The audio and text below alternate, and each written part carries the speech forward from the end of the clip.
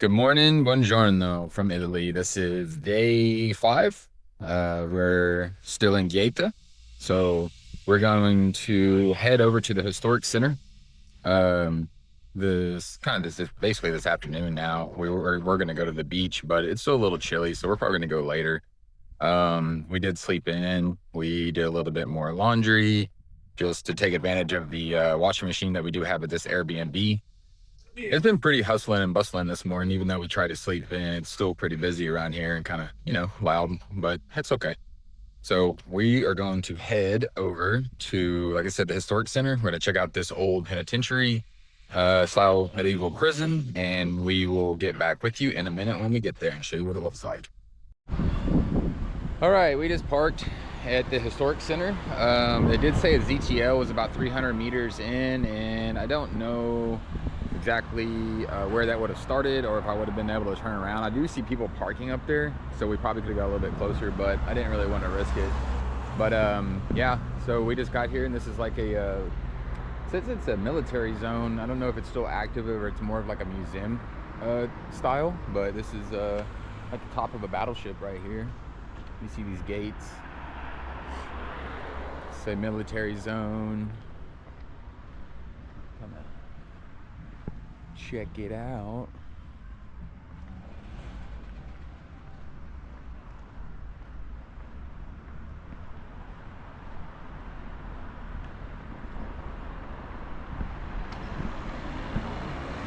Hotel right here at the beginning.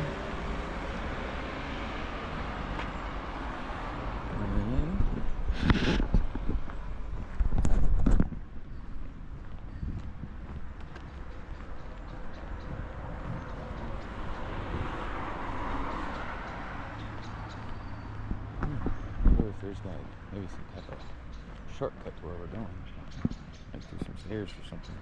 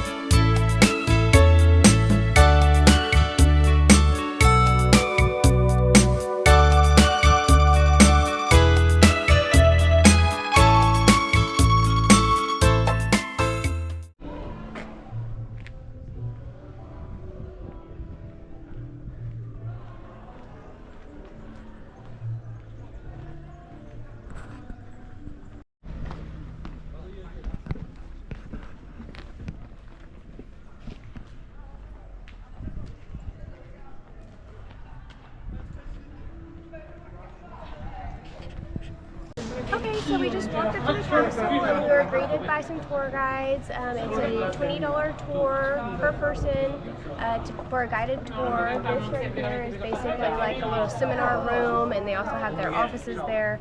So we went in there, paid with card, and now we are waiting for our tour guide. Over here, we have a little bit of summary about the castle. Okay, so while we're waiting, I looked up who this is. Frederick II Hohenstaufen, the original king, apparently, who had the castle built. And it says he was king of Sicily from 1198, then king of Germany from 1212, king of Italy and Holy Roman Emperor from 1220, and king of Jerusalem from 1225. So that was the original constructor or person who had the castle constructed. And then as you can read here, it went through other hands in rehabilitations. No. Rehabs? No? What word does that mean?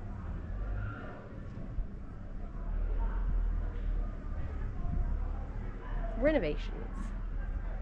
1990, while the upper part is today used by the University of Castello, which is a city nearby, as a conference hall. Now, the castle was built in 1266 by Charles I of Britain, who was a French king. Then we have a second castle that was built 200 years later in 1436 by Alfonso Barahona, who was a Spanish king. Now, in the past, the two castles were joined, connected one to each other, and they formed a very large fortress that could resist many sieges. The last siege was in 1861, when Italy was divided into two parts. In the north, we have the Savoy family. In the south, the Bourbon family. And Gaeta was the last town of the Bourbon family of the reign of South Italy. So when the Savoy family came here in Gaeta and conquered this castle and the town, Italy was united into one nation. Now, from 1902 until 1990, this structure was used as a military prison. In here were closed all those that didn't want to join the military service. They were conscious objectors. And many of them were Jehovah's Witnesses that for their religion decided not to use weapons, not to use violence, and so they refused the military service that at the time was mandatory. And so they were put in here. Among the prisoners, there were also many militaries that had they've made minor or major crimes. So they were also put in here. It was a military prison. And today we're going to visit the former prison. All right. This way. In the past, the castle was completely autonomous. Here what you see is this elevator. In the past there was a water tank that collected rainwater and that was used in the castle but also by the town below. And behind these walls there were also cultivations. This is because during the sieges the castle had to be completely independent. There were sometimes 8 or 9 months without ever going out during the siege, so they had to have water and food. Now we're going up these stairs and we're going to the isolation cells. Gotta act right, I'm gonna leave you here.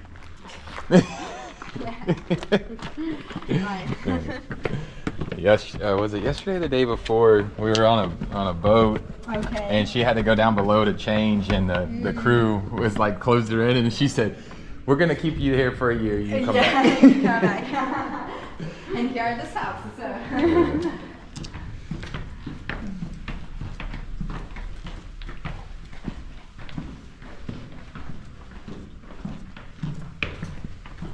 Here are buckets in which they collected water.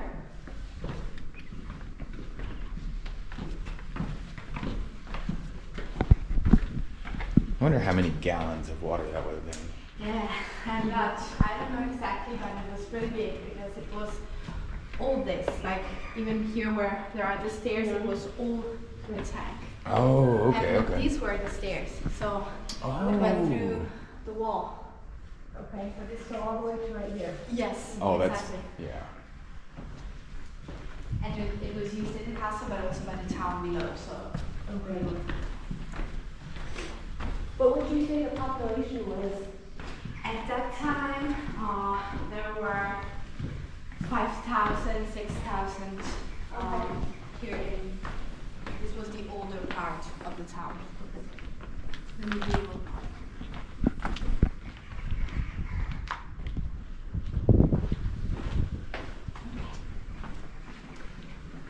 These are the cells. Isolation cells, also called Piedmontese cells, because they were built by the Savoy family. They came from Piedmont, from this region in the north of Italy. And you can also see it from the doors, because this was the color of their family. So the Savoy family had this blue, and today in Italy it is called Savoia blue. So that's actually representative of their family. These two were not cells, these were used by the officers. In fact, they had the sea view. Yeah. The proper cells were these with the numbers on the top. And as you can see, there was always this wall out of the window. Well, So they could get light and air, but they could never look outside. During the whole detention, they could never look at the sea. They didn't have the sea. These cells are only 20, but the prisoners in here could be 800, 900. So these were only used for the first and the last day of detention. From the second day on, they were brought in bigger rooms, dormitories, where they were all together, sometimes 200, 300 prisoners all together. okay, so this is like the processing, Yes. like processing exactly. facility. Exactly. These were the beds.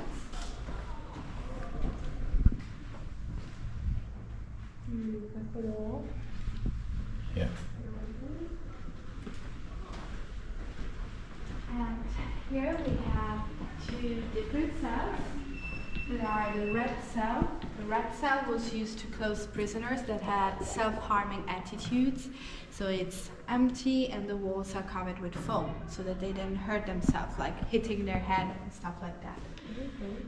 While the sedation cell was used to sedate through an injection prisoners that were a little violent, and this was used until 1970, when then sedation was abolished in Italy and also in this prison, while the other cells were used until 1990. Man, can you imagine? Yeah. In 1990, people were still being Yes. housed here. And they were, yeah, That wasn't that long ago. yeah, 35 years ago. Yeah, that's We're not. still That was here. not very I long. know. No. They of course had like chamber pots, buckets in here, and They proper need. toilets. Yeah, they need these in America. Yeah. Yeah. They need these in America. We have to restore the prison. Yes. Now we're going up to the terrace. All right.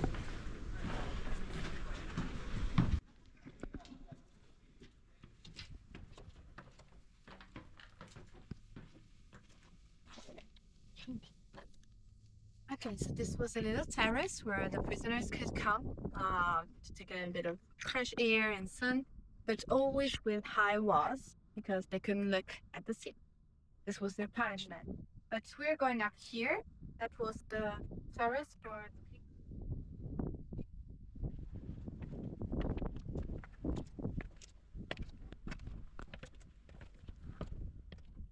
So I wonder if they like watched them when they were in there to make sure they didn't jump up to see. Yeah, and they You know, tried maybe to look. to look.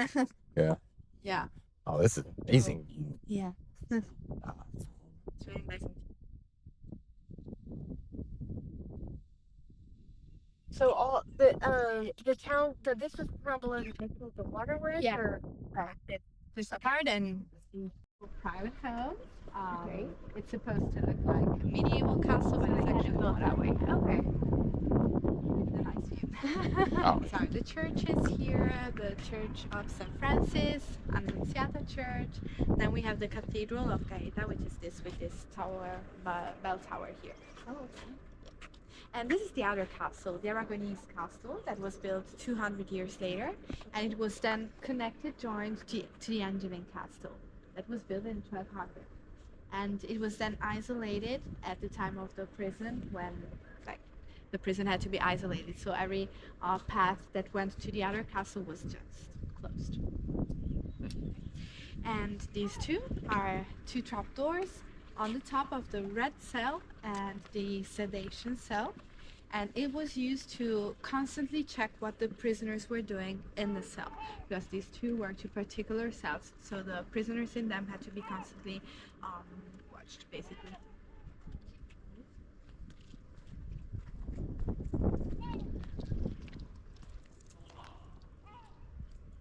Oh, that's where we came up. So is that being used? Yes, it is used. It's military zone, and there's the Guardia di Finanza, which is military here of the, Oh, of the okay. Navy. There is a school for Oh, right there. Yeah. becoming actually military. The opposite. Oh, okay. See, I saw him coming out with the uniform. Yeah, the uniform. Mhm. Okay.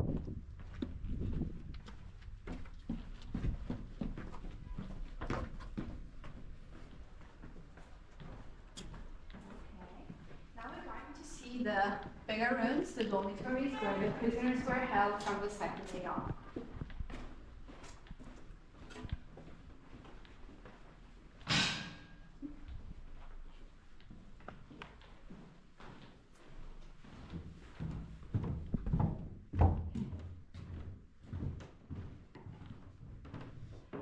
So in here were 200, sometimes 300 prisoners. They were all like non-violent prisoners. They were actually pacifists. So that's why they could be here in 200 without causing any harm, with bunk beds up the walls. And in here you have to imagine there was like a pavement and cement on the wall. But with the recent reconstructions and renovations, they decided to bring back the original structure. So in here were the soldiers of the fortress. The prisoners had to stay here 2 years if they decided not to join the naval military service, 1 year if they decided not to join the land military service, because that was the same amount of time in which they actually had to serve.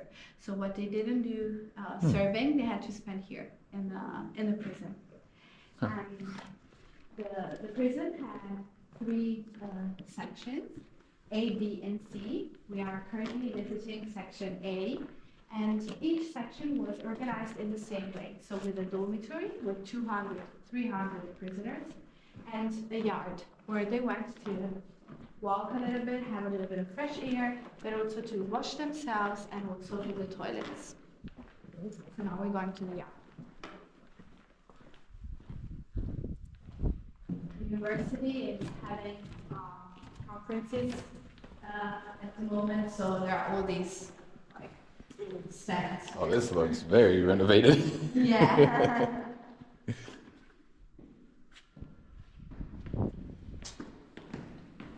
It's nice that it was preserved at least, not just Yeah. like some buildings just kind of crumbled apart. In fact, this is like the most modern and preserved part. We're going to see some parts that are actually not that good. Oh, yeah. Like this part here, but the property is of the government, Mhm. state, so we're waiting for funds from them. Oh yeah. So this was the yard. Here they wash themselves, always with cold water. They didn't have water. They could wash only once in a week, and only outside, always in summer and winter. And here were the toilets. They could wash once a week, and they could change their bed sheets only once in a month. So they were really in poor hygiene conditions. Yeah, pretty stinky. Yeah, yeah. They would have to wait to go to the bathroom. Yeah, Yes, guys. I'm sure they had body rashes. They had everything like that. Yeah, they had. Sometimes former prisoners come back here. They visit the former prison. They bring here like their children and their families to show them where they spent some years of their lives. And they actually tell us that it was really bad, that from the actual toilets, rats were coming out, Oh. and they would go also in the dormitories, so they would have rats around. It was really bad.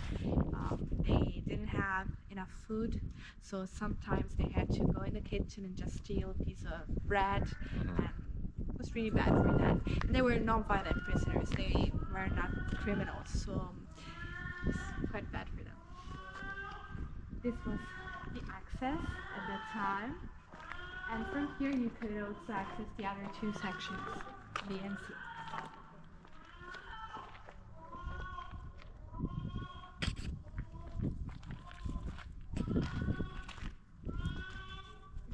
Yeah, see. It's the laundry room. Yeah. They also had a barber here. Oh, sorry. I would say I have seen a lot of cats in Italy. Yeah.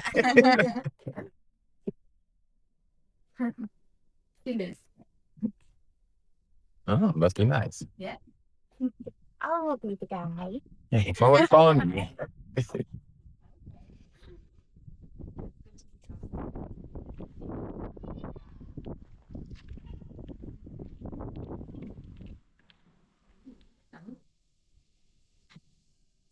This hospital area was already used by the Bourbons during the last siege in 1861. Actually, we had to close our heart because with schools, the kids just go and start away. So with smaller groups, we can. Yeah, they should be run around. Yeah, exactly. So that's it. Okay, yes.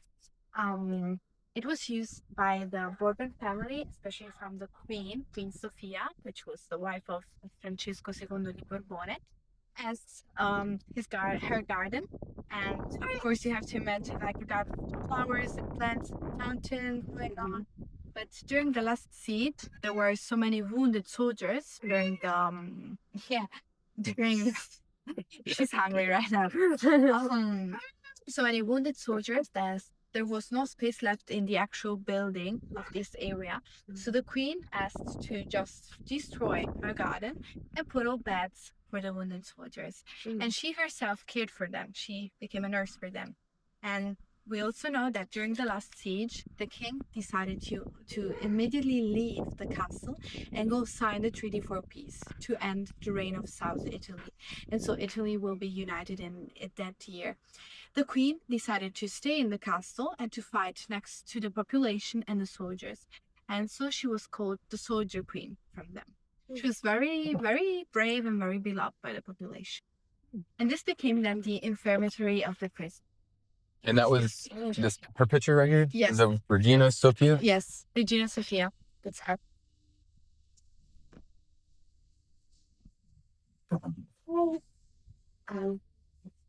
Okay.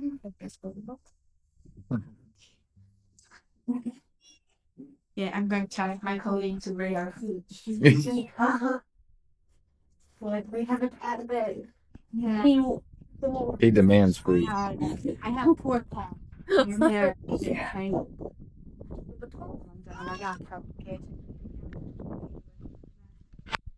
After World War II. Their names were Kepler and Ritter. Kepler was very notorious here in Italy for the massacre of Fosselpetrine, which is a place near Rome. Basically, there was this law in Italy that for each German soldier that died in Italy, 10 Italians had to be killed. Now, 33 Germans died in Rome due to the resistance, the Italian resistance, but 335 Italians were killed. So actually 5 more than the law stated, and Kepler was arrested just for the 5 more. He stayed in here for 30 years. After 30 years, he had a tumor, and he was transferred in a military hospital in Rome, from which he escaped. The official story at that time was that his wife put him in a suitcase and made him escape from the hospital through the suitcase. Yeah. And that was told to the population through the news and the papers. Today, we know that it was quite different. There were agreements between the German and the Italian government, exchanges of money and weapons. And Kepler had also stolen a huge amount of gold from the Italian reserve. He had hidden this gold and he gave part of it back to Italy at the time in which he was actually freed. He went back to Germany, his homeland, and he died after 6 months because he was actually ill. The other Nazi here was Raeder. Raeder was notorious for the massacre of Marzabotto, which is a little town in the center of Italy. He killed 1,800 people there, a lot of women and also children. Children were killed by being pulled and then he would just shoot at them like it was some sort of sport. So it was really bad. He was arrested for war crimes. He spent 34 years in here. After 34 years, his lawyer told him to write a letter where he should say that he was sorry about what he had done. And he should send this letter to the population of Marzabotto and the Italian government. Of course, Marzabotto never accepted this letter, but he was still free to leave this prison. We think that also in that case there was some kind of agreement and exchange between the governments. And when he went back to Austria, that it was his homeland, he said, actually, I'm not sorry at all about what I've done. I just followed the rules. and he died after 6 years as a free man in his homeland. Now, the two Nazis here had actually a privileged treatment in a completely different area than the others. They had two apartments, completely furniture in them. Captor had a piano, violin, a writing machine, bookshelf with a lot of books. He also had an aquarium with tropical fishes that he had bought thanks to the money that he had from Germany. So both received money from Germany. They also received liquors, sweets, cigars. They received a visit of women during the week.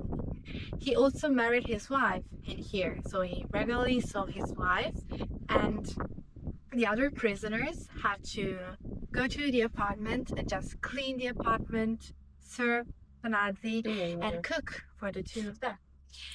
Now, among the other prisoners, the conscious objectors, there were a lot of Jehovah's Witnesses that for their religion they were persecuted by the Nazis during World War II. So it was really bad for them to go and clean the apartment of a Nazi. It was really a paradox. And the two also had a terrace with a nice sea view, and they could also go down to sea level through some stairs and have a bath and swim. Wow. It was really, really It was like a hotel. That's what it's basically. where they had servants. Yeah. Well, we're going up. We're going to see Captor's apartment. That's crazy. And of course, Italy, they know about this treatment, and we just knew about this treatment thanks to the prisoners that came back and told us these stories, and also guards that worked here. They also sometimes come back and they tell us all the same stories. So we collected all the witnesses and the first. So they all match the stories. There's multiple witnesses. Yeah. Yeah. So basically, please. Like, where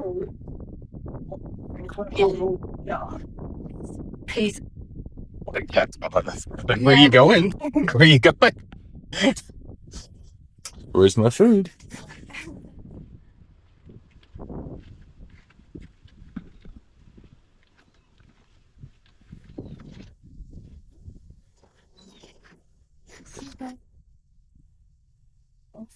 Maybe. Oh. Yeah. Okay. All right. Oh yeah. Okay. Oh, here's his pictures right here. See? Yes. Yes. The toilet, I got a private toilet. Then a telephone in here. Oh, everything you like. The piano, the violin, the aquarium. Nice. And Yes, both bedrooms. And at that time, in 1948, there were a lot of poor people here in Italy after World War II. So this was really nice. Yeah. And free. It was free to comfort. All right. Okay. Okay. All right.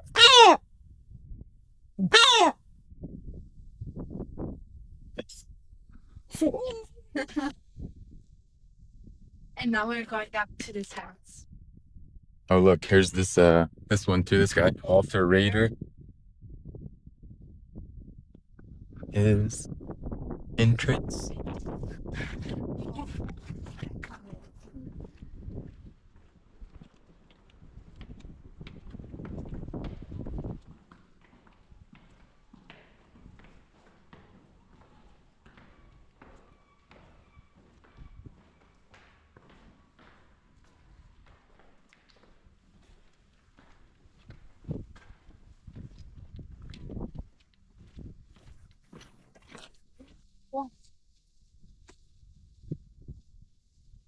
Oh, for the birds, so they don't land on it. They were actually all stuck.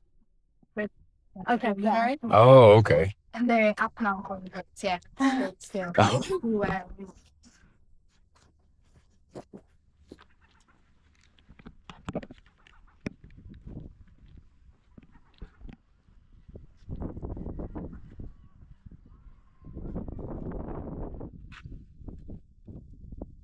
So from here we can see Ischia,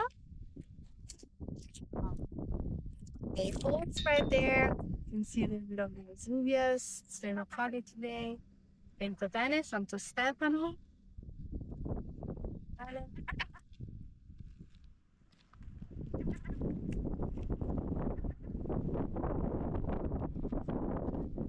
Uh,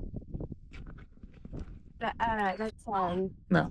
No? What is that? Ventotene and Santo Stefano. Oh, This okay. is Ischia. And you can see a little bit of Capri. Capri, that's Capri Yeah. over there. Okay, I was thinking that was. Yeah, no, it's right there. Okay. Well, the part of Naples is right there. Okay. Capri and Fracci that way. Little. You can also see when it's really clear, you can also see Sorrento and that part. And here we have another island, that's Ponza.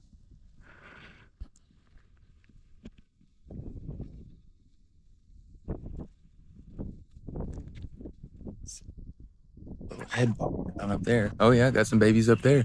Oh, that's a kind of a bigger baby. Yeah. We were wondering what that bird was, and Mhm. finally we saw a little bird going on there. Yeah. It's just mama being protective. Yeah. Sometimes tourists try to go up there and say it's not possible because of the babies, and they say, I think we just want to see. And then all the seagulls come here and they try to attack it. Yeah. Great. Only a miracle like that when nobody's up there.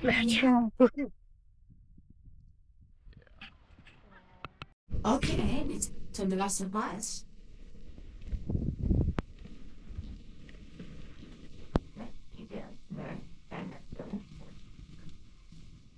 Okay, so we started our tour in the lower part of the St. Peter and St. Martin Church. This is the upper part.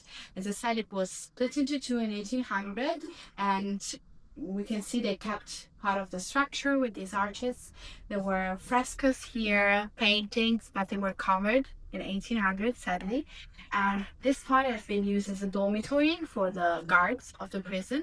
And today it is used by the University of Castello as a conference hall for seminars and conferences. Okay, this is the end of our tour. All right. Thank you very much. Glad to meet you. Thank you.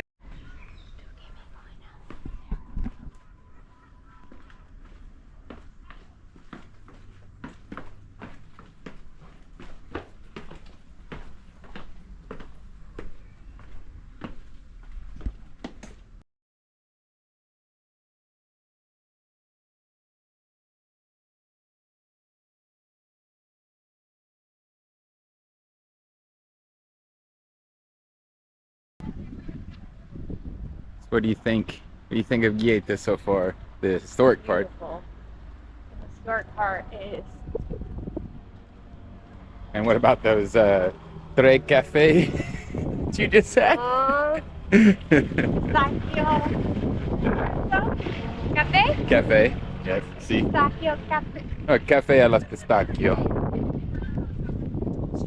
But yeah, we just stopped at a little bar, had a bite in some cafes, and now we're walking back. But very beautiful, very, very nice. Now we're gonna head back to the apartment, change, eat, and head into the beach. We'll see you there. Boy. Bye.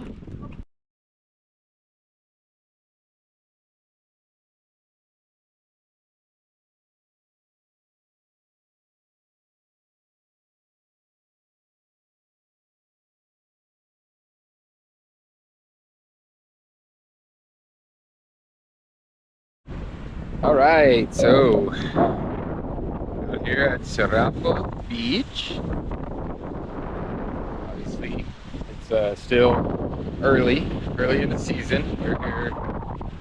What is it? It's like May 8th or something, right? So not a lot of people out here, just a few. And It's pretty cold, pretty cold. It's also very windy, and the sand is like super fine. So it's blowing all over Jessica and Texas stuff. So she have a good time. I mean, I don't blame her. It is pretty cold. It's pretty chilly.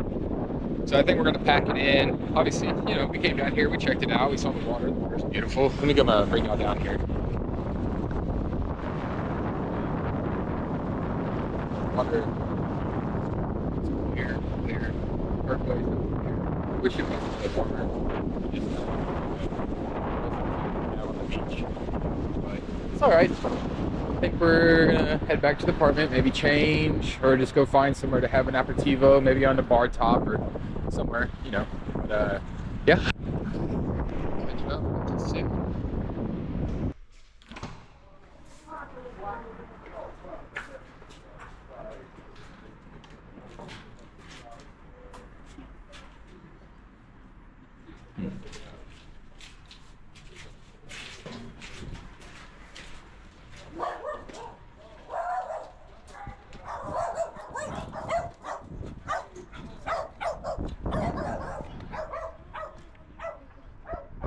Mi dispiace.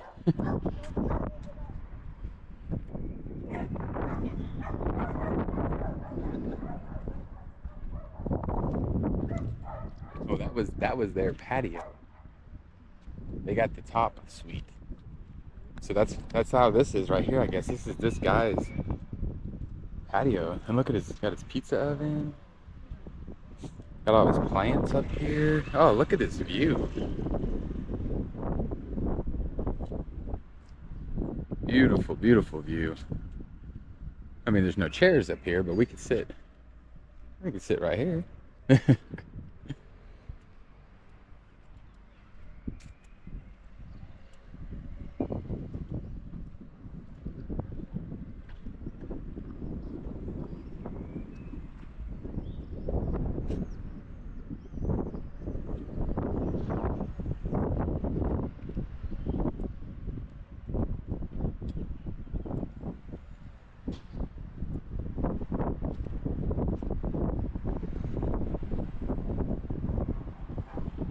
There are plants up here too.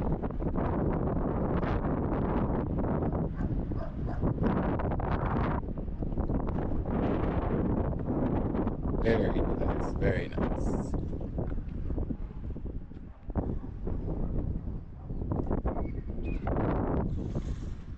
Oh, it's beautiful.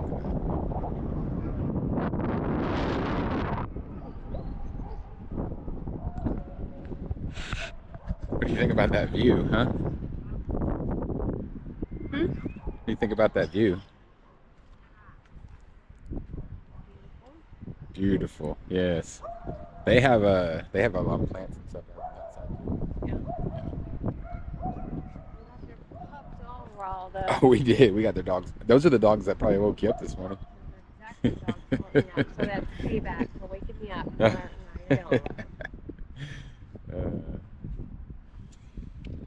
All right, guys. Well, we're gonna just enjoy our prosecco up here on the roof and just enjoy the view.